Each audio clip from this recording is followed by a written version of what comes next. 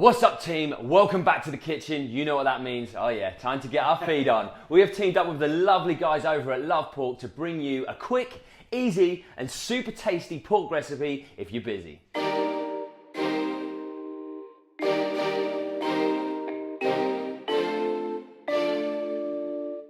First things first, preheat your oven to 180 degrees C. Awesome, once that's out the way, what we're gonna do is we're gonna peel our sweet potatoes, cut them into small chunks, and we're gonna add them in the saucepan with our milk, butter, and seasoning. Once they're nice and soft, we're gonna use a food processor to make it super lovely and creamy, and then we're just gonna move that sweet potato to one side, keeping it nice and warm.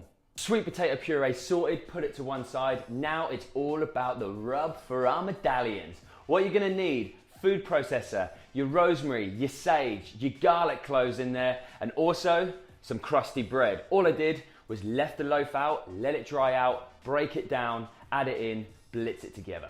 Okay, next up, the fun bit. What we're gonna do is we're gonna take our pork medallions that come roughly an inch thick, and we wanna take them down in size. A bit like Leon, we wanna knock him down in size to about 1 centimeter thick. How we're gonna do this is simply lay them out on some cling film, fold more cling film over the top to keep them nice and clean, and then we're gonna go at them with a rolling pin. Go at them. If you don't have a rolling pin, use the bottom of a pan, as we don't have one. Let's do it. Another thing a lot of people worry about when it comes to cooking pork is overcooking it or undercooking it. Biggest tip for this video: follow the recipe in the description box to the button and you will be sorted. That is working. You're enjoying that way. So much better than I expected. Pork obviously is nice and high in protein as well, guys, which is great if you're going to the gym a lot, because obviously protein is what helps us rebuild and repair and basically build new muscles. Also, what's wicked about pork loin and pork medallions is it's trimmed to the fat. So it's going to be quite lean as well. And in that kind of manner, it's quite comparable to like a skinless chicken breast. So having pork instead of chicken as well is a lovely option to change it up. So the next thing, once John's finished beating the hell out of these medallions, we're going to pop them in a saucepan, or a frying pan, sorry, and just sear them off for 3 minutes on one side. Pork medallion seared. Now it's time to get that rub on, but we need it to stick. So we've got some apple sauce. Dip the medallion both sides to make sure it's nice and sticky. Drop it into the breadcrumbs, and then we're going to pop them all back onto the frying pan again, just until the breadcrumbs have browned off slightly. Now that we've got some colour to our breadcrumbs, we're going to transfer the medallions into a baking tray, going straight into that preheated oven for 6 to 8 minutes until cooked through, or until the juices run clear. And in the meantime, we're going to get on with our red wine jus.